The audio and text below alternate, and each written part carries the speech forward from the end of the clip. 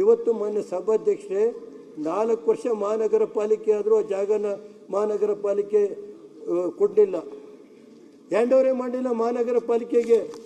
ಈಗ ಮಹಾನಗರ ಪಾಲಿಕೆ ಹ್ಯಾಂಡ್ ಓವರ್ ಮಾಡಲಿಲ್ಲ ಅಂತ ಗ್ರಾಮ ಪಂಚಾಯತಿ 22 ಜನ ಸದಸ್ಯಗಳ ಮೇಲೆ 1 to 4 ಆಗಿದೆ. ಅದೇ ರೀತಿ ನಗರಸಭೆ ಇವ್ರ ಮೇಲಾಗಿದೆ. ಮಾನ್ಯ ಸಭಾಧ್ಯಕ್ಷರೇ, ಒಂದಲ್ಲ ಎರಡಲ್ಲ, ಇವತ್ತು ಹಾಸನ ಜಿಲ್ಲೆಯಲ್ಲಿ ಮಲ್ಲಪ್ಪನಹಳ್ಳಿ ಅಂತ 13 ಎಕರೆ 11 ಎಕರೆನ ಖರಾಬ್ ಜಾಗ ಬಂಡೆ ಜಾಗನ ಯಾರು ಇವತ್ತು ಸುಮಾರು 500ರಿಂದ 1000 ಕೋಟಿ ಆಗುತ್ತೆ. 1000 ಕೋಟಿ ಆಸ್ತಿನ 3 ಜನಕ್ಕೆ ಬರ್ಕೊಡ್ತಾರಲ್ಲ ಸ್ವಾಮಿ. ಇದು ಬಿ ಖರಾಬ್, ಎ ಖರಾಬ್, ಸಿ ಖರಾಬ್, ನನಗೆ ಗೊತ್ತಿಲ್ಲ. ಜಿಲ್ಲಾಧಿಕಾರಿಗಳ ಅಧ್ಯಕ್ಷತೆ ಮೀಟಿಂಗ್ ಆಗುತ್ತೆ. DDLR ಇರಬೇಕು. DDLR ಇಲ್ವೇ ಇಲ್ಲ. ADLR ಬರ್ಕೊಡ್ತೇನೆ. ADLRನಿದು ಕಾನೂನು ಬಾಹಿರ ಅಂತೇಳಿ ಸಸ್ಪೆಂಡ್ ಮಾಡಿದರೆ ನಮ್ಮ ಮುದುಗುಲ್ ಅಂತ ಇದ್ರು ಪಾಪ, ಈ ಆನೆಸ್ಟಿಟಿ ಕೋರ್ ಅನ್ನೋರು ಕುಮಾರಸ್ವಾಮಿ ಕಾಲದಲ್ಲಿ ಅವರೇ ಪಾಪ ಅವ್ರನ್ನ ಸಸ್ಪೆಂಡ್ ಆಗೋ ಫೈಲ್ನ ಮುಚ್ಚಿಟ್ರು. ಇಂಥವ್ರು ರಾಜ್ಯದ ಅಧಿಕಾರಿಗಳು. ಹಾಸನ ಜಿಲ್ಲೆ ಸುತ್ತಮುತ್ತ ಇವತ್ತು 18,000 ಡಿಮುಡ್ ಫಾರೆಸ್ಟ್ ಇದೆ. ಡಿಮುಡ್ ಫಾರೆಸ್ಟ್ ಒಳಗೆ ಎಷ್ಟು ಕಲ್ಲು ಗಣಿಗಾರಿಕೆ ಕೊಟ್ಟಿದ್ದೀರಿ? ಯಾವ ಉದ್ದೇಶದಿಂದ, ಯಾವ ಆಧಾರದ ಮೇಲೆ ಕೊಟ್ಟಿದ್ದೀರಿ? ಇವತ್ತು ನಂದೇ ಶ್ರೀಮಠದ ಕಾವಲು 1300 ಎಕರೆ ಶ್ರೀಮಠದ ಕಾವಲನ್ನ ಇವತ್ತು ಫಾರೆಸ್ಟ್ ಇಲಾಖೆ ಎಲ್ಲ ಮಾಡಿ ಸರ್ವೆ ಮಾಡಿ ಅದನ್ನು ಖಾತೆ ಮಾಡಬೇಕು ಅಂದರೆ 1 ವರ್ಷದಿಂದ ಇಟ್ಕೊಂಡವ್ರಲ್ಲ ಮಾನ್ಯ ಸಭಾಧ್ಯಕ್ಷರೇ. ಕೆಲವು 1980 ಇಸ್ವಿಲಿ ಜಮೀನು ಮಂಜೂರಾಯ್ತೆ, ಇವತ್ತು ಅವ್ರು ಖಾತೆ ಮಾಡೋಕ್ಕಾಗಿಲ್ಲ. ಶಾವತ್ತಹಳ್ಳಿ ಇವು ಯಾಕೆ ನಮ್ಮ ಮಂತ್ರಿಗಳು ಇಲ್ಲೇ ಇದ್ದಾರೆ. ಇವತ್ತು ಉದಾಹರಣೆಗೆ ಹೇಳಿದರೆ ಅದೇ ರೀತಿ 18,000 ಎಕರೆ ಡಿಮುಡ್ ಫಾರೆಸ್ಟ್, ಆ ಡಿಮುಡ್ ಫಾರೆಸ್ಟ್ ಡ್ಯೂಟಿ ನಡೀತಾ ಇದೆ. ಆಮೇಲೆ ಉದಾಹರಣೆಗೆ ಮಾನ್ಯ ಸಭಾಧ್ಯಕ್ಷ ಶಾವನೂರು 16 ಬಾರಿ DCಗೆ ಎಲ್ಲರಿಗೂ ಅರ್ಜಿ ಕೊಟ್ಟಿದ್ದಾರೆ. ಶಾವನೂರಿನಲ್ಲಿ ಕೆರೆ 8 ಎಕರೆ ಕೆರೆ ಒತ್ತುವರಿ ಮಾಡಿ ಲೂಟಿ ಮಾಡ್ತಾವ್ರೆ ಅಂತ. ಕೆರೆನೂ ಬಿಡ್ಸೋಕ್ಕಾಯ್ತಾ ಇಲ್ಲ ಪಾಪ. ಜನ ಎಲ್ಲ ಬಂದು ದನಕರುಗಳಿಗೆ ಕೆರೆ ಬೇಕು ಅಂದರೆ ಅದನ್ನು ಬಿಡ್ಸೋಕ್ಕಾಗಲ್ಲ. ಈಗ ಉದಾಹರಣೆಗೆ ಹೇಳಿದರೆ ಇದೇ ರೀತಿ ಮಹಾನಗರ ಪಾಲಿಕೆ ವ್ಯಾಪ್ತಿಯಲ್ಲಿ 10 ಕಿಲೋಮೀಟರ್ ಒಳಗೆ ಯಾವುದು ಮಾಡಬಾರ್ದು ಅಂತ ಇದೆ. ಮಹಾನಗರ ಪಾಲಿಕೆ ವ್ಯಾಪ್ತಿನಲ್ಲಿ ಇವತ್ತು ಕೋಟ್ಯಾಂತರ ರೂಪಾಯಿನ ಸರ್ಕಾರಿ ಜಾಗ ಮಶಾಣ ಏನು ಬಿಡ್ತಾ ಇಲ್ಲ. ಕಂದಾಯ ಇಲಾಖೆ DC ಹಾಸನ ತಹಸೀಲ್ದಾರನ್ನ ಪಾಪ ಅವ್ರನ್ನ ಇದು ಕೊಡಬೇಕು, ಅವಾರ್ಡ್ ಕೊಡಬೇಕು. ಅವರು ತರೀಕೆರೆಯಲ್ಲಿದ್ದು ಸಸ್ಪೆಂಡ್ ಆಗಿ ಬಂದಿರೋ ಇಲ್ಲಿ ಹಾಕ್ಯವ್ರೆ. ನಮಗೆ ಯಾರ್ಯಾರು ಸಸ್ಪೆಂಡ್ ಇರ್ತಾರೆ ಅವ್ರು ಇಲ್ಲಿಗೆ ಹಾಕಿರ್ತಾರೆ ನಮ್ಮ ಆಸ್ತಿಗೆ. ಈಗ ಆ ಥರ ಪರಿಸ್ಥಿತಿ ಇದೆ. ಅವ್ರು ಏನು ಹೇಳ್ತಾರೆ, ಅವ್ರ ಮನೇಲಿ ಯಾರು ಲ್ಯಾಂಡ್ ಮಾಫಿಯಾ ಇದ್ದಾರೆ ಅವ್ರ ಮನೇಲಿ ಕೂತ್ಕೊಂಡೇ ಬರ್ಕೊಡ್ತಾರೆ, ಏನು ಬೇಕೋ ಬರ್ಕೊಡ್ತಾರೆ ಆ ತಹಸೀಲ್ದಾರ್. ಕೇಳಕ್ಕೆ ಹೋದ್ರೆ ಉದಾಹರಣೆಗೆ ಮಾನ್ಯ ಸಭಾಧ್ಯಕ್ಷರೇ, ಇದು ಒಂದು ಕಿತ್ತಿನ ಕೆರೆ ಅಂತ, ಕಿತ್ತಿನ ಕೆರೆಯಲ್ಲಿ ಮಾನ್ಯ ಸಭಾಧ್ಯಕ್ಷರೇ ಒಂದು ಹೆಣ್ಣೆಕ್ಸು ದ್ಯಾವಮ್ಮ ಅಂತ. ಆ ಅಮ್ಮಂಗೆ Dyavamma wife of Ramegowda late. ಅವ್ರು ಸತ್ತೋದ್ಮೇಲೆ 90 ದಿನದೊಳಗೆ ಅವ್ರಿಗೆ ಖಾತೆ ಮಾಡಬೇಕಲ್ವ ಮಾನ್ಯ ಸಭಾಧ್ಯಕ್ಷರೇ. ತಹಸೀಲ್ದಾರು 90 ದಿನದೊಳಗೆ ಯಾರ ಕೈಲೋ ಒಂದು ತಕರಾರು ಅರ್ಜಿ ತಗೊಂಡು ಅವಮ್ಮ ಹೆಬ್ಬೆಟ್ಟು 85 ವರ್ಷ ಐತೆ. ಈ ತಹಸೀಲ್ದಾರು ನಾವು ಹೋಗಿ ಅಲ್ಲಿ ಕೂತ್ಕೊಂಡೆ, ಏನ್ರಿ ಈ ಥರ ಮಾಡಿಲ್ಲ ಅಂದರೆ ಕಣ್ಬಾಯಿ ಬಿಡ್ತಾವ್ರೆ. ದುಡ್ಡು ತಗೊಂಡು 85 ವರ್ಷದ ಪಾಪ ಕಂದಾಯ ಮಂತ್ರಿಗಳು ಪಾಪ ಅಯ್ಯೋ ಆಸ್ತಿಗೆ ಬಂದರು 2 ತಿಂಗಳು ಕಾಲ ಏನೂ ಕೆಲಸ ಇಲ್ಲ. ಕಂದಾಯ ಮಂತ್ರಿಗಳು CM ಬರ್ತಾರೆ, ಇವ್ರು ಬರ್ತಾರೆ, ಫಂಕ್ಷನ್ ಮಾಡಬೇಕು, ಯಾರು ಬರಬೇಡಿ. ಬೆಳಗ್ಗೆ ಬಂದರೆ DC ಕಚೇರಿನಲ್ಲಿ ಎಲ್ಲ ಕೂರಿಸ್ಕೊಳ್ಳೋದು. ಸಾಯಂಕಾಲದವರಿಗೆ ಮುಖ್ಯಮಂತ್ರಿಗಳು ಬರ್ತಾರೆ, ನೀವು ಯಾರು ಹತ್ತಾಯ್ತು ಅಡ್ಡಾಡಿ ಕುಡಿದು ಫಂಕ್ಷನ್ ಮಾಡಬೇಕು. ಎಲ್ಲ ಯಾರು ಮಹಿಳಾ ಕಲಾ ಇಲಾಖೆ ಬಲ. ಇವತ್ತೇನಾಗಿದೆ ಅವಮ್ಮಂದೇನು ಪರಿಸ್ಥಿತಿ? ಇವತ್ತು 85 ವರ್ಷದ ದ್ಯಾವಮ್ಮ ಉರ್ಫ್ ರಾಮೇಗೌಡ ಯಾಕೆ ಮಾಡಿದ್ರು? ಅಲ್ಲಿ ಹೋದರೆ ಪೊಲೀಸ್ ಸ್ಟೇಷನ್ ಕರೆಸ್ತೆ, ಸಬ್ ಇನ್ಸ್ಪೆಕ್ಟ್ರನ್ನು ಕರೆಸ್ತೆ, ಸರ್ಕಾರ ಆಯಿತು ಅಂತ ಒಮ್ಮೆ ಇಲ್ಲ ಸರ್ ತಪ್ಪಾಗೋಯ್ತು ಅಂತ. ಈಗ AC ಕೋರ್ಟ್ಗೆ ಹಾಕ್ಯಾರೆ, ನೀನು ಹೋಗಿ ಅಲ್ಲಿ ಖಾತೆ ಮಾಡಿಸ್ಕೊ ಅಂತೇಳಿ ಅವ್ರು ದುಡ್ಡಿಸ್ಕೊಂಡು ಯಾರ್ದೋ ತಕರಾರು ಅರ್ಜಿ ಹಾಕ್ಯಾರ. ಈ ಮಟ್ಟಕ್ಕಿದೆ ಇವತ್ತು ಕಂದಾಯ ಇಲಾಖೆ ಯಾವ ರೀತಿ ನಡೀತಾ ಇದೆ ಅನ್ನೋದನ್ನು ಕೃಷ್ಣ ಬೈರೇಗೌಡರು ಅವ್ರ ಪಾಪ ಆನೆಸ್ಟ್, ನಾನು ಅವ್ರ ಬಗ್ಗೆ ಮಾತಾಡಲ್ಲ. ಕುಮಾರಸ್ವಾಮಿ ಅದೊಂದು 4 ಎಕರೆ 40 ವರ್ಷದಲ್ಲಿ ಉತ್ತರಲ್ಲ ಸ್ವಾಮಿ. 40 ವರ್ಷದ ಅನುಭವ ಕುಮಾರಸ್ವಾಮಿದು. ಏನಾದ್ರು ಒತ್ತುವರಿ ಮಾಡ್ಕೊಂಬಿಟ್ಟು ಅಕ್ಕಪಕ್ಕದಲ್ಲಿ ಯಾವ್ದಾದ್ರು ಮಾಡಿಬಿಟ್ಟಿದ್ರೆ ಕುಮಾರಸ್ವಾಮಿ, ನಾನು ಅದಕ್ಕೆ special investigation, supreme court lawyer, ಹೈಕೋರ್ಟಿ ಡಬಲ್ ಲಾಯರು, AG ಕುಮಾರಸ್ವಾಮಿ 4 ಎಕರೆಗೆ ಪ್ರಕಾಶ್ ದೇವೇಗೌಡರ ಕುಟುಂಬ ಯಾವುದು ಆ ಪಾಪದ ಕೆಲಸ ಮಾಡಿಲ್ಲ. ಇವತ್ತು ಆಯ್ತು ಹಾಸನ ಜಿಲ್ಲೆಗೆ ಕಂದಾಯ ಮಂತ್ರಿಗಳಿಗೆ, ಮುಖ್ಯಮಂತ್ರಿಗಳಿಗೆ ಕೇಳ್ತೀನಿ, ಈ ಲ್ಯಾಂಡ್ ಮಾಫಿಯಾ DC ತಹಸೀಲ್ದಾರ್ಗಳೆಲ್ಲ ಮಾಡ್ತಾವ್ರಲ್ಲ ಸ್ವಾಮಿ, ಒಂದು ಉನ್ನತ ಮಟ್ಟದ ತನಿಖೆ ನಡೆಸ್ತಾರೆ ಕೇಳಿ. ಕೊಟ್ಟರೆ ನಿಮ್ಮ ಕಂದಾಯ ಇಲಾಖೆ ಕಾರ್ಯದರ್ಶಿಗಳು ಸರ್ 3 ಸಾರಿ ಕಂದಾಯ ಇದನ್ನ ಎಂಕ್ವೈರಿ ಮಾಡೋಕೆ ಹಾಕ್ಕೊಂಡವ್ರೆ. 3 ಸಾರಿ ಇಲ್ಲ, ಮೊನ್ನೆ ಒಂದು ಉತ್ತರ ಕೊಡ್ತಾರೆ, ಸರ್ ತನಿಖೆ ಆಗ್ತಾ ಇದೆ. 2 ವರ್ಷದಿಂದ ತನಿಖೆ ಬೇಕಾ?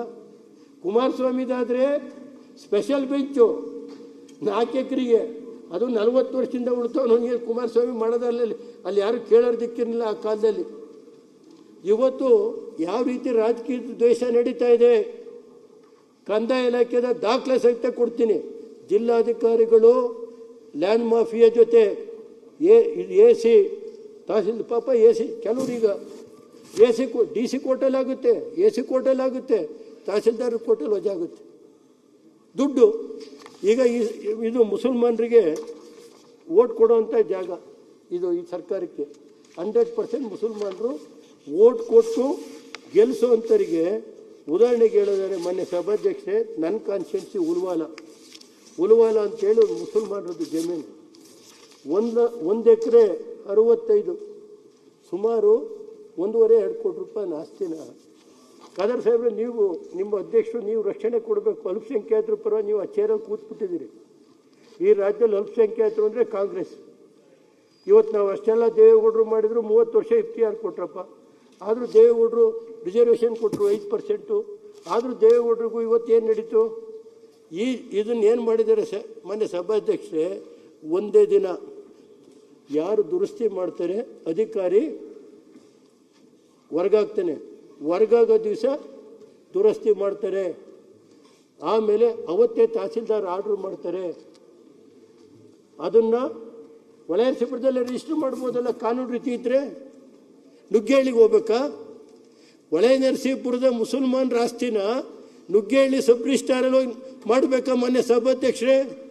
ಇದು ಈ ಸರ್ಕಾರ ಅಲ್ಪಸಂಖ್ಯಾತರಿಗೆ ಕೊಡುವಂಥ ಇದು ರಕ್ಷಣೆನಾ? ಹೇಳಿ ದಯಮಾಡಿ. ಇಂಥದ್ದು ಕಂದಾಯ ಇಲಾಖೆ ನಾವು ಯಾಕೆಂದರೆ ಇದನ್ನು ಅಪ್ರಿಷಿಯೇಟ್ ಮಾಡಬೇಕಾಯ್ತು. ಇದನ್ನು ಹೇಳಿದರೆ ರೇವಣ್ಣ DC ಬೈದರು, ಇವ್ರು ಬೈದರು, ಅಧಿಕಾರಿಗಳಿಗೆ ಕಿರ್ಕೊಂಡು. ನನಗೇನು ಅಧಿಕಾರಿಗಳು ಏನು ನಾನೇನಾದ್ರು ಅಧಿಕಾರಿ ಒಬ್ಬರು ಹಾಕ್ಸಿದ್ದೀನ? 3 ವರ್ಷದಿಂದ ಅಧಿಕಾರಿಗಳನ್ನ ನಾವು ಯಾವ ಜಿಲ್ಲೆಯಲ್ಲಿ ಒಬ್ಬ ಅಧಿಕಾರಿ ಹಾಕ್ಸಕ್ಕೆ ಹೋಗಿಲ್ಲ. ಯಾರ್ಯಾರು ಹಾಕ್ಕೊಂಡವರು ನಮಗೆ ಗೊತ್ತಿಲ್ಲ. ಯಾವ ಇಲಾಖೆಗೆ ಮಾನ್ಯ ಸಭಾಧ್ಯಕ್ಷ ಇವತ್ತು ಯಾವ ರೀತಿ ನಡೀತಾ ಇದೆ ಅನ್ನೋದು ಹೇಳ್ಬೇಕು. ಇದನ್ನು ಎಂಟೈರ್ ಕಳಿಸ್ಕೊಡ್ತೀನಿ. ಮನೆ ಸಾವಂತಹಳ್ಳಿ ಗುಡ್ಡುತೆರಣ್ಯ ಅಲ್ಲಿ ತಹಸೀಲ್ದಾರ್ 20 ಲಕ್ಷ ಇಸ್ಕೊಂಡವ್ರೆ ಅಂತ ಅವ್ರು ಬಂದು 20 ಲಕ್ಷ ಇದ್ದೀವಿ ಸರ್, ಮುಳುಗಡೆ ಪ್ರದೇಶಕ್ಕೆ ಅಂತ ಜಮೀನು ರಿಸರ್ವ್ ಆಗಿದೆ. ಅದಕ್ಕೆ ಅದು ತಗೊಂಡು ಹೋಗ್ಬಿಟ್ಟು ಕಲ್ಲು ಗಡಿ ಕೊಡ್ತಾರಲ್ಲ ಮೊನ್ನೆ ಸಭಾಧ್ಯಕ್ಷ AC ಇವರು ತಹಸೀಲ್ದಾರರು AC DC ಹೇಳಿದ್ದಾರೆ ಸಾಯಂಕಾಲದೊಳಗೆ ಮಾಡ್ಕೊಂಬರ್ಬೇಕು ನೀನು. ಯಾರು ತರೀಕೆರೆಯಲ್ಲಿ ಸಸ್ಪೆಂಡ್ ಆಗಿದ್ರೋ ಆ ಅಧಿಕಾರಿ. ಇನ್ನೊಂದು ರಿಸರ್ವ್ ಫಾರೆಸ್ಟ್ ಇದೆ ಶ್ರೀಮಠದ ಕಾಲು, ಅದಕ್ಕೆ ಅಲ್ಲಿ 15 ಎಕರೆ ರಾತ್ರಿ ಒಳಗೆ ಬೆಳಕರಿ ಅದರೊಳಗೆ ತಗೊಂಡೋಗ್ತಾರೆ. DC ಹೇಳವ್ರೆ ಮಂತ್ರಿಗಳಿಂದ ಫೋನ್ ಬಂದೈತೆ. ಮತ್ತು ಅದೇ ರೀತಿ ಮಾನ್ಯ ಕಲ್ಲಡೆ ಬಾರ ಕಾಲು ಅಂತೇಳಿ ರಾತ್ರೆಲ್ಲ ಲೂಟಿ ನಡೀತಾ ಇದೆ. ಅಲ್ಲಿ ರಿಸರ್ವ್ ಪರಿಶಿಷ್ಟ ಸಮಾಜದ ಜಮೀನಿನಲ್ಲಿ ಕಲ್ಲು ಗಣಿಗಾರಿಕೆ ನಡೆದು ಮೈಸೂರಿನ ಸರ್ವೆ ಜಾಯಿಂಟ್ ಡೈರೆಕ್ಟ್ರು ಅದನ್ನು ರಿಪೋರ್ಟ್ ಕೊಟ್ಟಿದ್ದಾರೆ. ಕೆಲವು ಅಧಿಕಾರಿಗಳ ಮೇಲೆ ಕ್ರಮ ತಗೋಬೇಕು ಅಂತೇಳಿ ಮಾನ್ಯ ಸಭಾಧ್ಯಕ್ಷರೇ ಕಲ್ಲಡೆ ಬಾರ ಕಾಲು. ಈಗಾಗಲೇ ಹೊಣೆಸಿಪುರ ಪೊಲೀಸ್ ಸ್ಟೇಷನ್ನಲ್ಲಿ 95,000 ಮೆಟ್ರಿಕ್ ಟನ್ ಕಲ್ಲು ಗಣಿ ಮಾಡಿ ಅದನ್ನು ಇದಾಗಿದೆ ಅಂತೇಳಿ ಪೊಲೀಸ್ ಕೇಸ್ ರಿಜಿಸ್ಟರ್ ಆಗಿದೆ. ಇವತ್ತು ಲೂಟಿ ನಡೀತಾ ಇದೆ, ಯಾರು ಕೇಳೋರಿಲ್ಲ ಹೇಳೋರಿಲ್ಲ. ಮಾವನಕೆರೆ ಅಂತ ಅವರು ಮಾವನಕೆರೆಯಲ್ಲಿ ಮೊನ್ನೆ ಸಭಾಧ್ಯಕ್ಷರೇ ಸುಮಾರು ಎಷ್ಟು ವರ್ಷದಿಂದ ಜಮೀನು ಮಾಡ್ತಾವ್ರೆ ಮಾವನಕೆರೆಯಲ್ಲಿ ಮೊನ್ನೆ ಸಭಾಧ್ಯಕ್ಷರೇ ಸುಮಾರು ಸರ್ವೆ ನಂಬರ್ 3/4 ಸುಮಾರು 40ರಿಂದ 50 ವರ್ಷದಿಂದ ಅನುಭವ ಮಾಡ್ತಾರೆ. ಅವ್ರನ್ನ ತಗೊಂಡೋಗ್ಬಿಟ್ಟು AC ಕೋರ್ಟಲ್ಲೂ ಆಗುತ್ತೆ, DC ಕೋರ್ಟಲ್ಲೂ ಆಗುತ್ತೆ, ತಹಸೀಲ್ದಾರ್ ಕೋರ್ಟಲ್ಲಿ ದುಡ್ಡು. ಇದು ಹೊಳೆನರಸೀಪುರ ಹಳೆಕೋಟೆ ಹೋಗ್ಲಿ ಮಾವನಕೆರೆ ಅಂತ AC court order, DC court order. ಇನ್ಯಾರ ಹತ್ರ ಆರ್ಡ್ರ್ ತರೋ ಸ್ವಾಮಿ? ಯಾರಿಂದ ಆರ್ಡ್ರ್ ತರಬೇಕು ಹೇಳಿ? ರೈತರು. ಈ ಥರ ಕಂದಾಯ ಇಲಾಖೆಯಲ್ಲಿ ಲೂಟಿ ನಡೀತಾ ಇದೆ. ಅಧಿಕಾರಿಗಳ ಇದು ಬೆಳಗ್ಗೆ ಇದ್ದರೆ ಒಂದೊಂದು ಕಚೇರಿನಲ್ಲಿ ಎಷ್ಟು ದಾಖಲೆಗಳು ಖಾಲಿ ಇದೆ ಅಂತ ಇದಿದೆ ಅಂತ ಹೇಳಿ ಕಂದಾಯ ಇಲಾಖೆಯಲ್ಲಿ ಮನೆ ಸಭಾಧ್ಯಕ್ಷ ಆಯಿತು ಎಲ್ಲದಕ್ಕೂ SIT ಮಾಡ್ತೀನಿ ಇದು ಮಾಡಿ ಹಾಸನ ಜಿಲ್ಲೆಯಲ್ಲಿ ಏನೇನು ನಡೀತಾ ಇದೆ ಜಿಲ್ಲೆ ಒಳಗೆ ನಡೆಸಿ. ಇವತ್ತು ಉದಾಹರಣೆಗೆ ಹೇಮಾವತಿ ಇವತ್ತೇನೋ ಬಂದಿದೆ, ನಾಳೆ ಇದನ್ನು ನಾನು ಒಂದು ತಮ್ಮ ಗಮನಕ್ಕೆ ತರ್ತೀನಿ ಆಮೇಲೆ ಡೀಟೇಲ್ ಆಗಿ. ಹೇಮಾವತಿ ಯೋಜನೆಗೆ ತ್ಯಾಗ ಮಾಡಿದ ರೈತರು ಕಣ್ಣೀರಿನ ಕತೆ. ಮಾನ್ಯ ಸಭಾಧ್ಯಕ್ಷರೇ, ಹೇಮಾವತಿ ರಿಸರ್ವ್ ಹೆಸರಿನಲ್ಲಿ ಲಕ್ಷಾಂತರ ಎಕರೆಗಳು ಇವತ್ತು, ಸಾವಿರಾರು ಎಕರೆ ಇವತ್ತು ಬೇನಾಮಿ ಹೆಸರಲ್ಲಿ ಇವತ್ತು ಇದಾಗ್ತಾ ಇದೆ. ಒಳಂಗೆ ಇಲ್ವಾಲ ಒಳಂಗೆ ಪಕ್ಕ ಇವತ್ತು ಸರ್ಕಾರಿ ಜಾಗ ಯಾವುದು ಬಿಡ್ತಾ ಇಲ್ಲ. ಹಾಸನ ಜಿಲ್ಲೆ ಒಳಗೆ ಸರ್ಕಾರಿ ಜಾಗ ಎಲ್ಲ ರಾತ್ರೋರಾತ್ರಿ ಉಳಿಸ್ತಾವ್ರು. ಇವತ್ತು ಈ ಸರ್ಕಾರ ಬಂದ ತಕ್ಷಣ ಯಾವ ಕೆರೆ ಕಟ್ಟೆ ಉದ್ಗೋರೆ ನಾವಿದ್ದೀವಿ. ಈ ಪರಿಸ್ಥಿತಿ ಬಂದೋಯ್ತೆ. ಮಾನ್ಯ ಸಭಾಧ್ಯಕ್ಷರೇ, ನಾನು ಹೇಳೋದು ನಿಮ್ಮ ಮುಖೇನ ಕಂದಾಯ ಮಂತ್ರಿಗಳನ್ನ, ಮುಖ್ಯಮಂತ್ರಿಗಳನ್ನ, ಈ ಜಿಲ್ಲೆಯಲ್ಲಿ ಲೂಟಿ ನಡೀತಾ ಇದೆಯಲ್ಲ ಅದಕ್ಕೆ DC ಇವರು ಎಲ್ಲ ಒಳ್ಳೆ ರೆವಿನ್ಯೂ ಸೆಕ್ರೆಟ್ರಿಗೆ ಎಷ್ಟು ಸಾರಿ ಹೇಳಿದ್ದೀವಿ, ಎಷ್ಟು ಲೆಟ್ರ್ ಕೊಟ್ಟಿದ್ದೀವಿ 4 ಜನ MLAಗಳು. ಯಾಕೆ ತನಿಖೆ ನಡೆಸೋಕ್ಕೆ ನಿಮಗೆ? ಕಂದಾಯ ಇಲಾಖೆನ ಸಮಗ್ರವಾಗಿ ಜಿಲ್ಲೆದು ತನಿಖೆ ನಡೆಸೋದಕ್ಕೆ ನಾನು ಆಗ್ರಹ ಪಡಿಸ್ತೀನಿ. ಇದನ್ನು ಮುಖ್ಯಮಂತ್ರಿಗಳು, ಕಂದಾಯ ಮಂತ್ರಿಗಳು ಮಾಡಬೇಕು ಅಂತ ಹೇಳ್ತೀನಿ ಮಾನ್ಯ ಸಭಾಧ್ಯಕ್ಷರು. ಮತ್ತೆ ಇನ್ನೊಂದು ಹೇಳ್ತೀನಿ, ಇವತ್ತು ಮಾನ್ಯ ಹಾಸನ ಆಸ್ಪತ್ರೆ ಇದೆ. ಹಾಸನ ಆಸ್ಪತ್ರೆ ದನನೂ ಎಷ್ಟೋ ಬೇಕಾದ್ರೆ ಅದ್ರೊಳಗಡೆ ಬಿಟ್ಟರು ಒಳ್ಳೇದು. ಏನು ಅದ್ರೊಳಗಡೆ ಜನ ಕಾಲಕ್ಕಾಗುತ್ತಾ? ಇವತ್ತಲ್ಲಿ ಹೋದರೆ ಪ್ರೈವೇಟ್ ಆಸ್ಪತ್ರೆಗೆ ಹೋಗಿ ಚೀಟಿ ಬರ್ಕೊಡ್ತಾರೆ, 5 ಲಕ್ಷ, 3 ಲಕ್ಷ, 4 ಲಕ್ಷ. ಈ ಪರಿಸ್ಥಿತಿ ಇದೆಯಲ್ಲ ಸರ್. ಪಾಪ ನಮ್ಮ ಮಂತ್ರಿಗಳ ಬಗ್ಗೆ ನಾನು, ಶರಣ್ ಪ್ರಕಾಶ್ ಬಗ್ಗೆ ನನಗೆ ಗೌರವ ಇದೆ. ದಯಮಾಡಿ ಹಾಸ್ಪಿಟ್ಲನ್ನ ಹಿಂದೆ ಪಾಪ ಅವ್ರು ಬಂದೆಲ್ಲ ಮಾಡಿ, ದಯಮಾಡಿ ಹಾಸ್ಪಿಟ್ಲನ್ನ ಬಡವರು ಹೊರಗಡೆ ಹೋದ್ರೆ 5 ಲಕ್ಷ, 4 ಲಕ್ಷ, 10 ಲಕ್ಷ, 15 ಲಕ್ಷ, ಈ ಥರ ಪರಿಸ್ಥಿತಿ ಇದೆ. ಉದಾಹರಣೆಗೆ ಹೇಳಿದರೆ ಮಾನ್ಯ ಸಭಾಧ್ಯಕ್ಷರೇ, ಯಾವ ರೀತಿ ದ್ವೇಷದ ರಾಜಕಾರಣ ಇದೆ ಅಂದರೆ, ಈ ರಾಜ್ಯದಲ್ಲಿ ಕಾಂಗ್ರೆಸ್ ಸರ್ಕಾರ ಅಧಿಕಾರಕ್ಕೆ ಬಂದ ಮೇಲೆ ಒಬ್ಬ ಮಾಜಿ ಪ್ರಧಾನಮಂತ್ರಿಗೆ ಬಸವರಾಜ ಬೊಮ್ಮಾಯಿಯವ್ರು 4 ಜನ ಕೊಟ್ಟರು. ಅವರು ಬೆಳಗ್ಗೆ 2 ಜನ, ರಾತ್ರಿ 2 ಜನ. ಅಶೋಕ್ ಅವರೇ ದಯಮಾಡಿ ಒಂದು ಸ್ವಲ್ಪ ನೀವು ವಿರೋಧ ಪಕ್ಷದ ನಾಯಕರಿದ್ದೀರಿ. 4 ಜನ ಬೆಳಗ್ಗೆ 2 ಜನ, 2 ಜನ ಅವ್ರ ಪಾಪ ಬಾತ್ರೂಮ್ಗೆ ಹೋಗ್ಕೆ ಇದಕ್ಕೆ ಅಂತ ಕೊಟ್ಟರೆ, ಅವ್ರನ್ನ ಈ ಸರ್ಕಾರ ಬಂದ ಮೇಲೆ ಎಲ್ರಿಗೂ ಕೊಡೋಕ್ಕೆ ಅವಕಾಶ ಇದೆ ಅಂತ ಯಾರೋ ಕಾವೇರಿ ಅಂತ ಹೇಳಿದ್ದಾರೆ ಕುಮಾರಸ್ವಾಮಿ ಅವ್ರ ಪಾಪ ಅಂಥವ್ರಿಗೆಲ್ಲ DC ಪೋಸ್ಟು, ಡಿವಿಷನಲ್ ಇದು ಎಂಥದಪ್ಪ ಕಮಿಷನರ್ ಪೋಸ್ಟ್ ಕೊಡೋರು ಇನ್ಚಾರ್ಜ್. 4 ಜನಕ್ಕೆ ಸರ್ಕಾರಕ್ಕೆ ಬಡ್ತಾರೆ ಇದೆ ಅಂದರು. ಮಾಜಿ ಪ್ರಧಾನಮಂತ್ರಿ ಈ ರೀತಿ ನಡ್ಕೋತಾರಲ್ರಿ. ಬಸವರಾಜ ಬೊಮ್ಮಾಯಿ ಕೊಟ್ಟಂತ 4 ಜನ ಪಾಪ ಕರೆದ್ರು, ದೇವೇಗೌಡರು ಆರೋಗ್ಯ ಮುಖ್ಯ ಅಂತ 4 ಜನ ಅಶ್ವತ್ಥನಾರಾಯಣವ್ರು ಕೊಟ್ಟರೆ, ಅದನ್ನು ಇವತ್ತು ವಾಪಸ್ ತಗೊಂಡು ಕಾನೂನಲ್ಲಿ ಅವಕಾಶ ಇಲ್ಲ ಕೊಡೋಕ್ಕೆ ಬರೋಕ್ಕೆ ಅಂತೇಳಿ ಇದನ್ನು ಕಾನೂನು ಲೆಕ್ಕ ಹಾಕ್ತಾರಲ್ಲ. ಎಷ್ಟು ಲೂಟಿ ನಡೀತಾ ಇದೆ, ಎಳೆ ಬಿಡಿಸ್ತೀನಿ ನಾನು ಕಾಯ್ತಾ ಇದ್ದೀನಿ 2 ವರ್ಷದಿಂದ. ಏನು ರೇವಣ್ಣ ಮುಗ್ದೇ ಹೋದಂತ ತಿಳ್ಕೊಂಡವ್ರೆ. ಪರಮೇಶ್ವರರೇ, ರೇವಣ್ಣ ಮುಗಿದೋಗಿ 2028ಕ್ಕೆ ರೇವಣ್ಣದ್ದು ಏನು ಅಂತ ಶಕ್ತಿ ತೋರಿಸ್ತೀನಿ. ನೀವು ಡೆಪ್ಟಿ CM ಇದ್ದರೆ, ನಾನು ಮಂತ್ರಿ ಇದ್ದೆ. ಡೆಲ್ಲಿ ಒಳಗೆ ಏನು ನಡೀತೋ ರೇವಣ್ಣನ ಮುಗಿಸ್ಬೇಕು ಅಂತ ಡೆಲ್ಲಿ, ನಾನೇನು ಕೇರ್ ಮಾಡಲ್ಲ. ಏನು 2028 ನೋಡೋಣ, ಅದೊಂದು ಎಲೆಕ್ಷನ್ ಚಾಲೆಂಜ್ ಮಾಡಿ ಅಲ್ಲಿವರೆಗೆ ರಾಜಕೀಯದಲ್ಲಿ ಇದ್ದು ನೋಡೋಣ. ನನಗೆ ಗೊತ್ತಿದೆ, ನಾನು ಯಾರ ಬಗ್ಗೆ ಮಾತಾಡೋಕ್ಕೆ ಹೋಗಲ್ಲ. ಇವತ್ತು ಯಾವ ರೀತಿ ನಡೀತಾ ಇದೆ, ವಿರೋಧ ಪಕ್ಷದ ದಮನ ಮಾಡಬೇಕು ಅಂತ ಇದೆ. ಇವತ್ತು ಉದಾಹರಣೆಗೆ ಹೇಳಿದ್ರೆ, ಪರಮೇಶ್ವರ್ ಇಲ್ಲಿ ಕೂತವ್ರೆ, ನನ್ನ ಮೇಲೆ ಬೆಂಗಳೂರಿಗೆ ಕರ್ಕೊಂಬಂದು FIR ಹಾಕ್ಸಿದ್ರಲ್ಲ ಸರ್. ಯಾವ್ದಾದ್ರು ಫೋಟೋ ಇತ್ತ ನಂದು, ಯಾವ್ದಾದ್ರು ಇದಿತ್ತ, ನಾನು ಮಾತಾಡಿರೋದು ಯಾವ್ದಾದ್ರು ಕ್ಯಾಸೆಟ್ ಇತ್ತ? ಯಾವ ರೀತಿ ಮಾಡಿದ್ರಿ ನನ್ನ ಮೇಲೆ FIR? ಹೆಂಗೆ ಇರಲಿ ಪರಮೇಶ್ವರನ, ಇದೆಲ್ಲ ನೀವು ದಾರಿ ತೋರಿಸ್ಕೊಡ್ತಾ ಇದ್ದೀರಿ. ಮುಂದೆ ಯಾವ ರೀತಿ ಸರ್ಕಾರಗಳು ನಡೆಸಬೇಕು ಅಂತೇಳಿ ನಾನು ಅದ್ರ ಬಗ್ಗೆ, ಪರಮೇಶ್ವರವ್ರ ಬಗ್ಗೆ ನನಗೆ ಗೌರವ ಇದೆ. ಕೆಲವ್ರಿಗೆ ಏನು ಮಾಡ್ತೀನಿ, ಅವ್ರ ಪರಿಸ್ಥಿತಿ ಇವತ್ತು ಇಕ್ಕಟ್ಟಿನಲ್ಲಿದ್ದಾರೆ. ಪರಮೇಶ್ವರವ್ರು ಇಕ್ಕಟ್ಟಿನಲ್ಲಿದ್ದಾಗ ನಾನೇ ಯಾಕೆ ಪಾಪ ಅವ್ರ ಬಗ್ಗೆ ದೂರಕ್ಕೆ ಹೋಗಲಿ? ನಾನು ಹೇಳೋದು ಕೂತ್ಕೊಳ್ರಿ, ಯಾರ್ಯಾರು ಏನೇನು ಅಂತ ನನಗೆ ಗೊತ್ತಿದೆ ಬಂಡವಾಳ. ನಾನು ಅದ್ರ ಬಗ್ಗೆ ನಾನು ಮಾತಾಡಕ್ಕೆ ಹೋಗಲ್ಲ. ನನ್ನ ಒಬ್ಬ ರೇವಣ್ಣು 6 ವರ್ಷ ಶಾಸಕನಾಗಿ ಕೆಲಸ ಮಾಡಿ 30 ವರ್ಷ ಇದ್ದೀನಿ. ಏನು ಯಾರು ಲೂಟಿ ಹೊಡೆದಿದ್ದೀನಿ ರಾಜ್ಯದಲ್ಲಿ? ನಾನು ಲೋಕೋಪಯೋಗಿ ಮಂತ್ರಿ ಆಗಿದ್ದೀನಿ, ಇಂಧನ ಮಂತ್ರಿ ಆಗಿದ್ದೀನಿ. ನನ್ನ ಮೇಲೆ COD, ಲೋಕಾಯುಕ್ತ ಎಲ್ಲ ತನಿಖೆ ನಡೀತು. ಏನಾಯಿತು? ಲೋಕಾಯುಕ್ತ ತನಿಖೆ ಏನಾಯಿತು? COD ತನಿಖೆ ಏನಾಯಿತು? ಒಬ್ಬ ಹೈಕೋರ್ಟ್ ಜಡ್ಜನ್ನು ನೇಮಕ ಮಾಡಿದ್ರಲ್ಲಿ ತನಿಖೆ ಏನಾಯಿತು? ನಾನು 30 ವರ್ಷ ರಾಜಕಾರಣ ಮಾಡಿದ್ದೀನಿ, ಜಿಲ್ಲಾ ಪರಿಷತ್ ಮೆಂಬರ್ ಆಗಿ ಬಂದಿದ್ದೀನಿ, ಇದು ಬಂದಿದ್ದೀನಿ. ರೇವಣ್ಣ ಹಾಸನ ಜಿಲ್ಲೆಯಲ್ಲಿ 5ರಿಂದ 6 ಜನ ಗೆಲ್ಲಿಸ್ತೇನೆ. ಏನಾದ್ರು ಮಾಡಿ ರೇವಣ್ಣನ ಮುಗಿಸ್ಲೇಬೇಕು. ಅದು ಮುಗಿಸೋ ಜನ. ನಾನು ಹೇಳೋದು ಮಾನ್ಯ ಸಭಾಧ್ಯಕ್ಷರೇ, ಇವತ್ತು ಯಾವ ರೀತಿ ರಾಜಕೀಯ ದ್ವೇಷ ನಡೀತಾ ಇದೆ ಅನ್ನೋದನ್ನ ನಿಮ್ಮ ಗಮನಕ್ಕೆ ತರ್ತೀನಿ ಅಷ್ಟೇ. ನನಗೇನಿಲ್ಲ, ನಾನು ಇನ್ನೂ 10 ಕೇಸ್ ಹಾಕಿ ಕೇಳಿ ಎದುರಿಸ್ತೀನಿ. ನಾನು ಅದ್ರ ಬಗ್ಗೆ ನಾನೇನು ತಲೆ ಕೆಡಿಸ್ಕೊಳ್ಳಲ್ಲ. ಮೊನ್ನೆ ಸಭಾಧ್ಯಕ್ಷರೇ, ಇವತ್ತು ಕಲ್ಲು ಗಣಿಗಾರಿಕೆ ಕ್ರಷರ್ನಲ್ಲಿ ನಮ್ಮ ಜಿಲ್ಲೆ ಒಳಗೆ ಹೆಂಗೆ ಲೂಟಿ ನಡೀತಾ ಇದೆ. ಒಬ್ಬ ನನ್ನ ಶಿಷ್ಯ ಅನಂತ ಅಂತ ಇದ್ದ, ಅವ್ರ ಅಪ್ಪನ ಕಾಲದಿಂದ 15 ವರ್ಷ 20 ವರ್ಷದಿಂದ ಕ್ರಷರ್ ನಡೆಸ್ತಾ ಇದ್ದ. ಅವನ್ನ ಡಿಮೂಡ್ ಫಾರೆಸ್ಟ್ ಅಂತ ನಿಲ್ಸಾಕಿದ್ರೆ ಇವತ್ತು ಡಿಮೂಡ್ ಫಾರೆಸ್ಟೆಲ್ಲ ಹೊಡಿತಾವ್ರಲ್ಲ, ಯಾರು ಕೇಳ್ತಲೇ ಇಲ್ವಲ್ಲ. ಇವತ್ತು ಹಾಸನ ಸುತ್ತಮುತ್ತ ವಿತೌಟ್ ಯಾವುದೇ ಇಲ್ದಲೆ DC, ಗಣಿ ಇಲಾಖೆ ಅಧಿಕಾರಿಗಳು, ತಹಸೀಲ್ದಾರ್, ಸಂಬಂಧಪಟ್ಟಂಥ ಪೊಲೀಸ್ ಇಲಾಖೆ ಅಧಿಕಾರಿಗಳೆಲ್ಲ ಸೇರಿ ಇವತ್ತು ಕೋಟ್ಯಾಂತರ ರೂಪಾಯಿನ ಇವತ್ತು ಗಣಿ ಕ್ರಷರ್ನ ವಿತೌಟ್ ಯಾವುದೇ ಪರವಾನಗಿ ಇಲ್ಲದೆ ನಡೆಸ್ತಾ ಇದ್ದಾರೆ. ಈ ಸರ್ಕಾರ ತನಿಖೆ ಮಾಡೋಕ್ಕೆ ಆದೇಶ ಮಾಡ್ತೀರಾ? ಇದೆಯಾ ತಾಕತ್ತು ನಿಮಗೆ? ಯಾರ ಜೊತೆ ನೀವು ಇಲ್ಲಿ ಈಲ್ಡ್ ಆಗಿದ್ದೀರಿ? ದಯಮಾಡಿ ಹೇಳಬೇಕು. ಮೊನ್ನೆ ಸಭಾಧ್ಯಕ್ಷ ನಿಮ್ಮ ಮುಖಂಡ ಇವತ್ತು ಇಲ್ಲ, CM ಇಲ್ಲ, ಡೆಪ್ಟಿ CM ಇಲ್ಲ, ನಮ್ಮ ಹಿರಿಯ ಸಚಿವರಾದಂಥ ಅವ್ರಿಗೆ ಡೆಪ್ಟಿ CM ಆರು ಕೊಡಬೇಕಾಯ್ತು, ಏನೋ ಮುಖ್ಯಮಂತ್ರಿ ಅಂತ ಓಡ್ತಾ ಇತ್ತು ಅವ್ರ ಹೆಸರು. ಆಗುತ್ತೋ ಇಲ್ವೋ ಗೊತ್ತಿಲ್ಲ. ಪರಮೇಶ್ವರನಿಗೆ ಕುಮಾರಣ್ಣ ಮಾಡಬೇಕು ಅಂತ ಮಾಡಿದರು, ಅವತ್ತು ಕುಮಾರಣ್ಣನ ಮಾಡಬೇಕು ಅಂತ ಪರಮೇಶ್ವರನ ಕುಮಾರಣ್ಣ ಮಾಡಬೇಕು ಅಂತ ಹೋರಾಟ ಮಾಡಿದರು, ಆದರೆ ಆಗಲಿಲ್ಲ. ಏನು ಮಾಡಿದರು? ಅವತ್ತಾಯಿತು ಧರ್ಮಸಿಂಗ್ ಅವ್ರು ಮಾಡಿದ್ರು, ಅವತ್ತೇ ಆಗೋದು ಪರಮೇಶ್ವರನಂದು.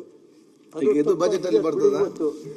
ಏನು ಸರ್, ಈಗ ನಮ್ಮದೇ ಅವ್ರನ್ನಾರು ಮಾಡಲಿ, ಶಿವಕುಮಾರ್ ಅವ್ರನ್ನಾರು ಮಾಡಲಿ. ಶಿವಕುಮಾರ್ ಮಾಡಿದ್ರು ಸಂತೋಷ, ಪರಮೇಶ್ವರನ ಮಾಡಿದ್ರು ಸಂತೋಷ.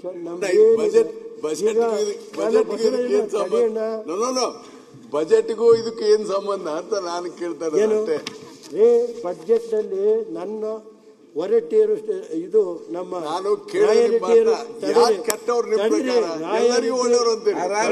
ಒಳ್ಳೇದಂದ್ರಿ, ಶರಣ ಪ್ರಕಾಶ್ ಒಳ್ಳೆಯವ್ರಂದ್ರಿ, ಇವ್ರು ಒಳ್ಳೇದು. ನಿಮ್ ಪ್ರಕಾರ ಯಾರು ಕೆಟ್ಟವರಿಲ್ಲ, ಬಹಳ ಸಂತೋಷ. ಆದ್ರೆ ಇದು ಬಜೆಟ್ಗೆ ಸಂಬಂಧಿಸಿದ ಭಾಷಣ ಅಲ್ಲ ಅಂತ ಅಷ್ಟೇ.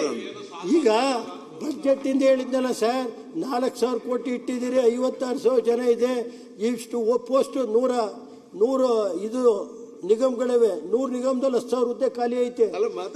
ಅಲ್ಲ ಸರ್, ಕೃಷಿ ಇಲಾಖೆಯಲ್ಲಿ ಖಾಲಿ ಐತೆ. ಯಾವತ್ತು ನಾನು ಹೇಳಿದ್ದು ಕಂದಾಯ ಇಲಾಖೆ ಸುಮಾರು 2,000 ಕೋಟಿ ಲೂಟಿ ನಡೀತಾ ಇದೆಯಲ್ಲ, 2,000ದಿಂದ 3,000 ಕೋಟಿ ಬೇಡವಾ ನಿಮ್ಗೆ ರೆವಿನ್ಯೂ? ಗ್ಯಾರಂಟಿ ಅಲ್ಲ, ಗ್ಯಾರಂಟಿ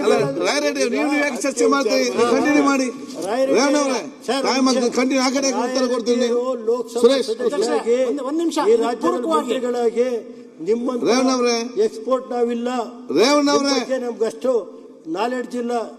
ನಿಮ್ಗೆ ಒಳ್ಳೆ ವಾದ್ಯಗಳು ಈ ಸಭೆಗೆ ನೀವು ಮಾತಾಡಕ್ಕೆ. ಈಗ ರೇವಣ್ಣ ಅವರೇ, ಏನ್ ಸರ್ ಯಾಕೆ ಉತ್ತರ ಕೊಡ್ತೀರಿ ನೀವು? ನಮ್ಮ ಸರ್ ಅವರು ನನಗೆ ಹಿರಿಯರಿದ್ದಾರೆ. ನಾನು ಬರೋದಕ್ಕಿಂತ ಮುಂಚೆ ಹೌಸಿಂಗ್ ಮಿನಿಸ್ಟರ್ ಆಗಿ ನಿಮ್ಗೆ ಹಿರಿಯರಿಗೆಲ್ಲ ಅಲ್ಲಿ ಲಾಂಚ್ ಇಟ್ಟಿದ್ದು ಮಾತಾಡಿ, ಬಜೆಟ್ ಬಗ್ಗೆ ಮಾತಾಡಿ.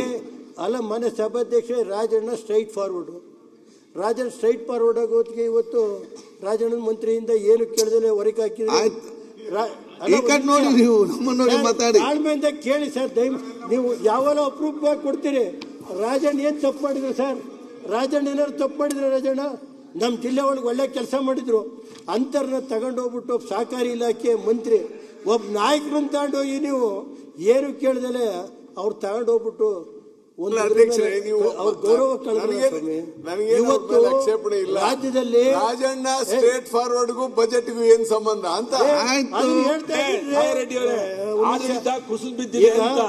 ಆಡಳಿತ ಸತ್ತೋಗಿದೆ ಅಷ್ಟೇ.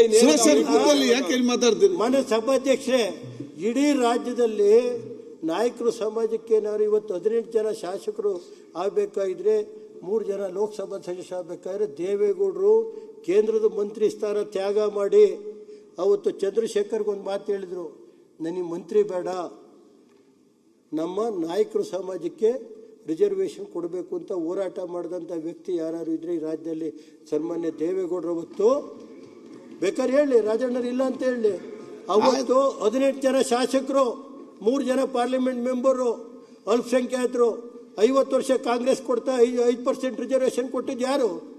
ದೇವೇಗೌಡರಿಲ್ಲ ಅಂದರೆ 5% ರಿಸರ್ವೇಷನ್ನು ಖಾದರ್ ಸಾಹೇಬ್ರೆ, ನಿಮ್ಮ ತಂದೆ ಹಿರಿಯರಿದ್ದರು, ದೇವೇಗೌಡರು ಅವರು ಜೊತೆ ಇದ್ದರು. ನಿಮ್ಮ ತಂದೆ ಹೋರಾಟದಿಂದ ಇವತ್ತು ನೀವು ಆ ಸ್ಥಾನದಲ್ಲಿದ್ದೀರಿ, ಆರೋಗ್ಯ ಮಂತ್ರಿಗಳಾಗಿದ್ದೀರಿ. ಅಲ್ಲ, ಅದ್ರ ಬಗ್ಗೆ ನಾನು ಖಾದರ್ ಅವ್ರ ಬಗ್ಗೆ ನನಗೆ ವಿಶೇಷವಾದಂಥ ಗೌರವ ಇದೆ. ಯಾಕೆಂದ್ರೆ ಅವರು ಕೆಲವು ಟೈಮಲ್ಲಿ ಮೊನ್ನೆ 260 ಪ್ರಶ್ನೆಗೆ ಇವತ್ತು 70 ಕೊಟ್ಟರು ಅಂತೇಳಿ ಹೊರಗಡೆ ಹೋದ್ರೆ ಯಾರು ಸ್ಪೀಕರ್ ಆ ಥರ ಹೋಗ್ತಾರೆ. ಇವತ್ತು ನಮ್ಮ ಅಶೋಕಣ್ಣು ಹೋಗ್ಲಿದ್ರು, ನಿಮ್ಮನ್ನ ಅಶೋಕ್ ನಾರಾಯಣ ಹೋಗ್ಲಿದ್ರು, ಸುನೀಲ್ ಅವರು ಹೋಗ್ಲಿದ್ರು. ನೀವು ಇಂಪಾರ್ಷಿಯಲ್ ಮಾಡ್ತಾಯಿರಿ. ಅದ್ರ ಬಗ್ಗೆ ನಿಮ್ಮ ಬಗ್ಗೆ ನಾವೇನಾದ್ರು ಸಣ್ಣದಾಗಿ ಮಾತಾಡಿದರೆ ದೇವ್ರು ಒಳ್ಳೇದು ಮಾಡಲ್ಲ. ಯಾಕೆಂದ್ರೆ ಆದರೆ ಅಲ್ಪಸಂಖ್ಯಾತರಿಗೆ ಅನ್ಯಾಯ ಆಗ್ತಾ ಇದೆಯಲ್ಲ ಸರ್, ಅದನ್ನು ತಡೆ ಹಿಡೀರಿ ಅಂತ ನೀವು ಕೈ ಮುಗಿದು ಕೇಳ್ತೀನಿ. ನಾನು ಹೇಳೋದು, ಈ ರಾಜ್ಯದಲ್ಲಿ ಇವತ್ತು ಕೃಷಿಗೆ ಏನು ಕೊಡ್ತಾ ಇದ್ದೀರಿ? 60%. ಈಗ ಅಸಿಸ್ಟೆಂಟ್ ಡೈರೆಕ್ಟ್ರೇ ಇವತ್ತು ಕಸ ಗುಡಿಸ್ತವ್ರೆ, ತೋಟಗಾರಿಕೆ ಇಲಾಖೆ ಕಸ ಗುಡಿಸ್ತವ್ರೆ. ಇವನ್ನೆಲ್ಲ ಫಿಲಪ್ ಮಾಡೋಕ್ಕಾರು ನಿಮ್ಮ ಮುಖ್ಯಮಂತ್ರಿಗಳಿಗೆ ಒಂದು ಡೈರೆಕ್ಷನ್ ಕೊಡಿ. ಮೊನ್ನೆ ಸಭಾಧ್ಯಕ್ಷರೇ, ಆಮೇಲೆ ಸಣ್ಣ ಪುಟ್ಟ ಕಾಂಟ್ರಾಕ್ಟ್ರುಗಳು ಅವ್ರ ಹೆಂಡತಿ ಮಾಂಗಲ್ಯ ಎಲ್ಲ ಮಾರ್ತಾವ್ರಿ. PWD ಇರಬೇಕು ಅಥವಾ ನೀರಾವರಿ ಇಲಾಖೆಯಲ್ಲಿರ್ಬೋದು, ಆ ಮಾಂಗಲ್ಯ ಉಳಿಸ್ಕೊಡಿ ಸರ್. ಆ ಸಣ್ಣ ಪುಟ್ಟ ಕಾಂಟ್ರಾಕ್ಟ್ರು ಈ ವಿಷಯ ತಗೋತೇವೆ. ಇನ್ನೊಂದು ಸ್ವಲ್ಪ ದಿನ ಹೋದರೆ ಈಗಾಗಲೇ 50% ಕಾಂಟ್ರಾಕ್ಟ್ರುಗಳೆಲ್ಲ ಇವತ್ತು ಅವ್ರ ಹೆಂಡತಿ ಮಾಂಗಲ್ಯ ಇವತ್ತು ಅದು ಒಂದು ಏನೈತೆ, ಅವರು ವಿಷಯ ತಗೊಳ್ಳೋಕೆ ಒಂದು ಗ್ಯಾರಂಟಿ ಮಾಡಬೇಕೈತೆ. ನೀವು ಅದೊಂದು ಸರ್ಕಾರ ಹೇಳ್ಬಿಡಿ, ನಾವು ಗ್ಯಾರಂಟಿ ಕಾಂಟ್ರಾಕ್ಟ್ರಿ ಬಿಲ್ ಕೊಡಲ್ಲ, ನೆಕ್ಸ್ಟ್ 28 ಆದ್ಮೇಲೆ ಸಂತೋಷ. ದಯಮಾಡಿ ಮಾನ್ಯ ಸಭಾಧ್ಯಕ್ಷರೇ, ನಾನು ಯಾಕೆಂದರೆ ನಾನು ಹೆಚ್ಚಿಗೆ ಮಾತಾಡೋಕ್ಕೆ ಹೋಗಲ್ಲ.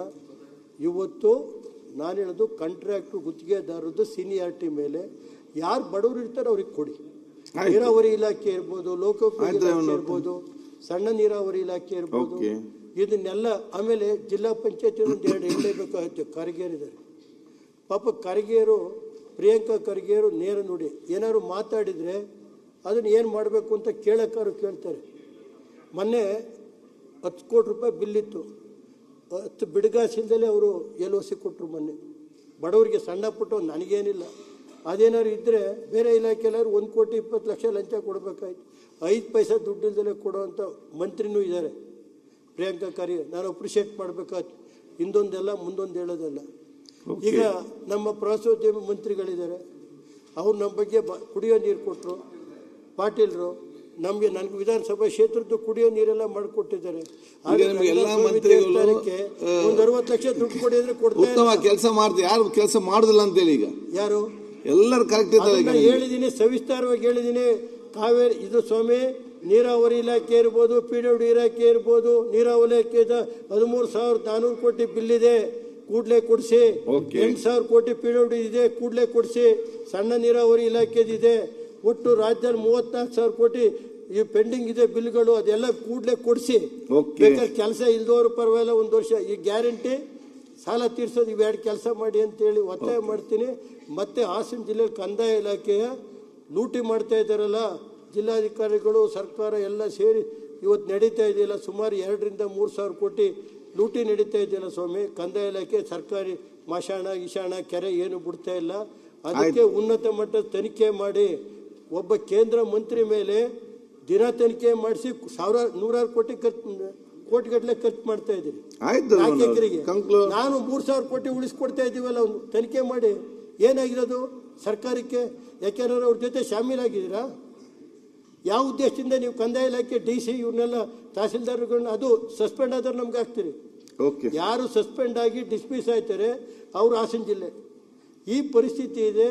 ಈಗ ಅಶೋಕಣ್ಣವರಿದ್ದರು, ಹಾಸನ ಬಸ್ ಸ್ಟ್ಯಾಂಡ್ ಅವರೇ ಬಂದು ಇನಾಗ್ರೇಟ್ ಮಾಡಿದ್ರು. ಬಸ್ ಸ್ಟ್ಯಾಂಡ್ ಇನಾಗ್ರೇಷನ್ ಮಾಡೋಕ್ಕೆ ಬಂದ ತಕ್ಷಣ ಎಲ್ಲರೂ ದೇವೇಗೌಡರ ಜೊತೆ ಹೋಗ್ತಾರೆ ಅಂತ ಅವತ್ತೇ ಡೆಪ್ಟಿ CM ಕೇಳಿ ಅಶೋಕಣ್ಣನ. ಅದರಿಂದ ನಾನು ಹೇಳೋದು ಅದರಿಂದ ದಯಮಾಡಿ ಖಾದರ್ ಸಾಹೇಬ್ರೆ, ನೆಕ್ಸ್ಟು ನೀವು ಏನಾದ್ರು ಮುಂದಿನ ಸರ್ಕಾರ ಬಂದಾಗ, ಹೊಸ ಮುಖ್ಯಮಂತ್ರಿ ಆದಾಗ ನಿಮಗೆ ಡೆಪ್ಟಿ CM ಕೊಡಲಿ ಅಂತ ನಾನೀಗ ಹೇಳ್ತೀನಿ. ಡೆಪ್ಟಿ CM ಅವರು ಕೊಡಲಿ, ನಮಗೆಲ್ಲ ವಿರೋಧ ಪಕ್ಷದವರಿಗೆ ಹೆಚ್ಚಿಗೆ ಮಾತಾಡೋಕ್ಕೆ ಅವಕಾಶ ಕೊಡಿ. ಏನು ಈ ಸರ್ಕಾರ ನಡೀತಾ ಇದೆ ಭ್ರಷ್ಟ ಸರ್ಕಾರ, ಅದನ್ನ ಎಳೆ ಬಿಡ್ಸೋಕ್ಕೆ ನಮ್ಮ ವಿರೋಧ ಪಕ್ಷ ಸದಸ್ಯರಿಗೆ ಪೂರ್ಣ ಇದು ಕೊಡ್ಬೇಕು. ಈಗ ಉದಾಹರಣೆಗೆ 7 ಜನ ಕಾಂಟ್ರಾಕ್ಟ್ರಿಗಲ್ಲ ಸರ್, 14 ಕೋಟಿ 7 ಜನ ಕಾಂಟ್ರಾಕ್ಟ್ರಿಗೆ ನಾನೆಲ್ಲ ಭಾರತ ಸರ್ಕಾರದ ಹೇಳಿದ್ರಲ್ಲ, ಈಗ ಬುಕ್ಕೆ ಕಳಿಸ್ಕೊಡ್ತೀನಿ ನೋಡಿ. ಒಬ್ರಿಗೆ 5,000 ಕೋಟಿ ಅವ್ರು ಎಲಿಜಿಬಲ್ಲೇ ಇಲ್ಲ. 5,000 ಕೋಟಿ ಅಶೋಕ್ ಅವರೇ, ಇಂಥವು ಎತ್ತಬೇಕು ನೀವು. ಈ ಬುಕ್ಕಲ್ಲಿರೋವನ್ನ ನೀವು ಯಾಕೆ ಇಲ್ಲೇ ಐತೆ ಕೊಟ್ಟು ಕಳಿಸ್ಲಾ? ನಿಮಗೆ ಅವರೇ ಬರೆದಿರೋದು 5,000 ಕೋಟಿ ಮೆಗಾ ಇಂಜಿನಿಯರ್ ಶಂಕರ್ ನೀರಾವರಿ ಇಲಾಖೆ ಎತ್ತಿನೊಳೆ ಅದು ಅಶೋಕನಿಗೆ ಗೊತ್ತಿದೆ, ನಮಗೆ ಗೊತ್ತಿಲ್ಲ. ಈಗ ಶಂಕರನಾರಾಯಣ ಕನ್ಸ್ಟ್ರಕ್ಷನ್ 5214 ಕೋಟಿ, ಮೆಗಾ ಇಂಜಿನಿಯರು 3000 ಕೋಟಿ, ಜಿ ಶಂಕರ್ 2300 ಕೋಟಿ, ಬರೀ 7 ಜನ 14,000 ಕೋಟಿ. ಇದೇನು ಸ್ವಾಮಿ ಇದು ಎತ್ತು ಹೋಯ್ತದೆ, ಎಲ್ಲಿ ಇರ್ತದೆ. ಈಗ ದೇವೇಗೌಡರು ಅದು ಹೋರಾಟ ಮಾಡಿ ಆ 232 ಎಕರೆ ಜಾಗ ಫಾರೆಸ್ಟಿಂದ ಬಿಡುಗಡೆ ಮಾಡಿಸೋರು. ಅದನ್ನು ದಯಮಾಡಿ ನಾನು ನೀರಾವರಿ ಸಚಿವರಿಗೆ ದಯಮಾಡಿ ಮನವಿ ಮಾಡಿ, ಆ ಯಾರ ಹಾಸನದಲ್ಲಿ ಬಡವರದ ದುಡ್ಡು ಈರ್ತಾವ್ರೆ SLO DC ಇವರೆಲ್ಲರನ್ನೂ ಸಮಗ್ರ ತನಿಖೆ ನಡೆಸಬೇಕು. ಸುಮಾರು 2,000-3,000 ಕೋಟಿ ರೆವಿನ್ಯೂ ಬರುತ್ತೆ. ಅದನ್ನು ಒತ್ತಾಯ ಮಾಡ್ತೀನಿ. ನೀವು ನಮ್ಮ ರಕ್ಷಣೆ ಕೊಡಬೇಕು. ಖಾದರ್ ಸಾಹೇಬರು, ನೀವು ನಮ್ಮ ಬಗ್ಗೆ ಗೌರವ ಇದೆ. ದೇವೇಗೌಡರು ನಿಮ್ಮ ತಂದೆ ಒಟ್ಟಿಗಿದ್ದಾರೆ. ಅದ್ರ ಫಲ ನಿಮ್ಮ ತಂದೆ ಫಲ ನೀವು ಇಲ್ಲಿ ಕೂತಿದ್ದೀರಿ. ಅದರಿಂದ ದಯಮಾಡಿ ನಮಗೆ ರಕ್ಷಣೆ ಕೊಟ್ಟು ನಮ್ಮ ಜಿಲ್ಲೆಯಲ್ಲಿ ಲೂಟಿ ನಡೆಯೋದನ್ನ ಕಂದಾಯ ಇಲಾಖೆಯಲ್ಲಿ ಅದನ್ನು ಬೇಕಾದ್ರೆ ಎಳೆಯಾಗಿ ಎಲ್ಲ ಕಳಿಸ್ಕೊಡ್ತೀನಿ. ನಾಳೆ ಒಂದು ನಿಲುವಳಿ ಸೂಚನೆಗೂ ಅವಕಾಶ ಕೊಡಬೇಕು. ಒಂದು ಒಳ್ಳೆ ಕೊಡ್ತೀನಿ ನಿಮಗೆ. ಇಂಥವನ್ನೆಲ್ಲ ಅವಕಾಶ ಕೊಡಿ. ವಿರೋಧ ಪಕ್ಷದ ನಾಯಕರು ಕೇಳ್ತೀನಿ. ನಾವು ವಿತ್ ದಾಖಲೆ, ನಾನು ಹಿಂದೆ ವಿರೋಧ ಪಕ್ಷದ ನಾಯಕರಾಗೂ ಕೆಲಸ ಮಾಡಿದ್ದೀನಿ, ಪಬ್ಲಿಕ್ ಅಕೌಂಟ್ಸ್ ಕಮಿಟಿ ಚೇರ್ಮನ್ ಆಗಿ ಮಾಡಿದ್ದೀನಿ. ನಾಳೆ ಅವಕಾಶ ಕೊಡಿ. ರೂಲ್ 16ನಲ್ಲೇ ನಾನು ನಿಲುವಳಿ ಸೂಚನೆ ತರ್ತೀನಿ. ನಾವು ಮಾನ್ಯ ಸಭಾಧ್ಯಕ್ಷರು ಏನು ಇವತ್ತು ನನಗೆ ಅವಕಾಶ ಮಾಡೋಕ್ಕೆ ಬಡ್ಜೆಟ್ ಮೇಲೆ ಅವಕಾಶ ಕೊಟ್ಟಿದ್ದೀರಿ, ಅದಕ್ಕೆ ನಿಮಗೆ ಧನ್ಯವಾದ ಸಲ್ಲಿಸಿ. ಮತ್ತು HK ಪಾಟೀಲ್ ಸಾಹೇಬರಿದ್ದಾರೆ, ರಂಗನಾಥ ಸ್ವಾಮಿ ಬೆಟ್ಟಕ್ಕೆ ಒಂದು 70-80 ಅವರು ನೀರು ಕೊಟ್ಟವ್ರೆ ಬೆಟ್ಟಕ್ಕೆ. ಅದು ಯಾಕೋ ಈಗ ಮನಸ್ಕೊಂಬಿಟ್ಟವ್ರು ನಮ್ಮ ಮೇಲೆ. ಅವರು ದೇವೇಗೌಡರು ಕೈಲೇ ಬೇಕಾದ್ರೆ ಫೋನ್ ಮಾಡಿಸೋರು, ಅಲ್ಲೇ ಫೋನ್ ಮಾಡಿಸ್ತೀನಿ. ಅವ್ರು ಹೇಳಿದ್ರೆ ಆಗುತ್ತೆ ಅಂದರೆ ದಯಮಾಡಿ ಅದೊಂದು ರಂಗನಾಥ ಸ್ವಾಮಿ ಬೆಟ್ಟದ ಅರ್ಧಂಬರ್ಧ ಕೆಲಸ ಐತೆ, ಅದಕ್ಕೆ ಕೊಡಿಸಿ. ಅದು ನಿಮಗೂ ಒಳ್ಳೇದು ಮಾಡ್ತೇನೆ. ಬನ್ನಿ, ರಂಗನಾಥನ ದರ್ಶನ ಮಾಡಿಸ್ತೀನಿ ನಿಮಗೆ. ಇಷ್ಟು ಹೇಳಿ ನನ್ನ ಮಾತು ಮುಗಿಸ್ತೀನಿ. ನಿಮ್ಮಲ್ಲಿ ಈಗ ಒಂದು ಪ್ರಕಟಣೆ. ವಿಧಾನ ಪರಿಷತ್ತಿನ ಮಾನ್ಯ ಸಭಾಪತಿ ಅವರಿಂದ ಬಂದಿರುವ ಸಂದೇಶದಲ್ಲಿ ಕರ್ನಾಟಕ ವಿಧಾನ ಪರಿಷತ್ತಿನ ಕಾರ್ಯವಿಧಾನ ಹಾಗೂ ನಡವಳಿಕೆಯ ನಿಯಮ 118ರ ಮೇರೆಗೆ ಈ ಕೆಳಗಂಡ ವಿಧೇಯಕಗಳನ್ನು ದಿನಾಂಕ 18/3/2026 ಯಾವುದೇ ತಿದ್ದುಪಡಿಗಳಿಲ್ಲದೆ ಅಂಗೀಕರಿಸಲಾಗಿದೆ ಎಂದು ತಿಳಿಸಿರುತ್ತಾರೆ. 1. ಕರ್ನಾಟಕ ಪೊಲೀಸ್ ತಿದ್ದುಪಡಿ ವಿಧೇಯಕ 2026, ಕರ್ನಾಟಕ ಮುನ್ಸಿಪಾಲಿಟಿಗಳ ಮತ್ತು ಕೆಲವು ಇತರ ಕಾನೂನು ತಿದ್ದುಪಡಿ ವಿಧೇಯಕ 2026. ಈಗ ಒಂದು ಇಬ್ಬರು ಇದ್ದಾರೆ, ಮತ್ತೆ ಒಟ್ಟಿಗೆ ಬಿಡುವ. ಗೋಪಾಲ ಮಾತು. ಹೆಚ್ಚಿನ ವಿಡಿಯೋಗಳಿಗೆ ಪ್ರತಿಧ್ವನಿ ಯೂಟ್ಯೂಬ್ ಚಾನೆಲ್ ಸಬ್ಸ್ಕ್ರೈಬ್ ಮಾಡಿ, ಬೆಲ್ ಐಕಾನ್ ಕ್ಲಿಕ್ ಮಾಡಿ.